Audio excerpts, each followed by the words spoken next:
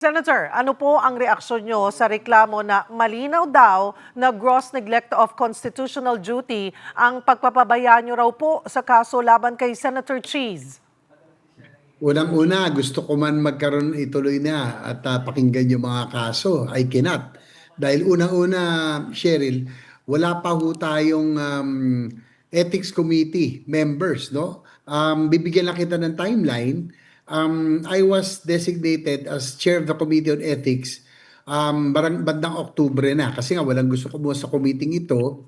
Tapos the following day, nag-break na ho kami, no? Nag-session break na kami. Pagbalik ng November, budget hearings na po, no? Buong November hanggang December, kalahati. Pagdating naman ng December, BICAM naman, no? So, ang requirement kasi, Cheryl, in order for the ethics committee or any committee for that matter to be constituted, it has to be read and approved by in plenary. So hindi pa nagkakaroon ng opportunity magkaroon ng plenary dahil nung na-approve na designate ako last day na. So wala pa tayong members. Ngayon na meron na tayong members, hindi pa nagkakaroon ng plenary. Nagkaroon tayo ng isang plenary session last December, but the only agenda was to approve the bicameral conference committee report. So gustuhin man natin, hindi tayo pwedeng mag-function. We cannot conduct hearings or whatever activities kasi nga hindi pa formally manifested and constituted ang ethics committee. At kailan po itong mangyayari, Senator JV?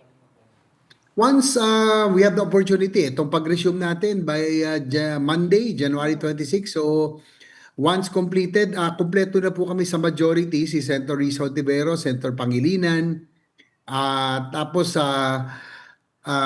yung mga ex-officio, tapos Senator Joel Villanueva for minority. Ang kulang na lang ay isang member ng minority. So may kulang pa tayo ng isa. Hopefully, ibigay na ito, padala na ni Senator Alan Cayetano para makumpleto na po tayo. So, Senator Tibero, Senator Erwin Tulfo, Senator Pangilinan, member po ng majority. So, isa na lang po ang kulang. Pag nakumpleto po ito, I will forward as soon as possible to the Committee on Rules para ma-agenda kagad kinabukasan para maaprubahan na po ng plenary ang constitution ng Ethics Committee. Senator JV, ang sinasabi po ng complainant ay kahit case number, wala pa raw pong na-assign. Yun po ba ay dahil nga sabi nyo, formally ay hindi pa ito, wala pa ito sa plenaryo?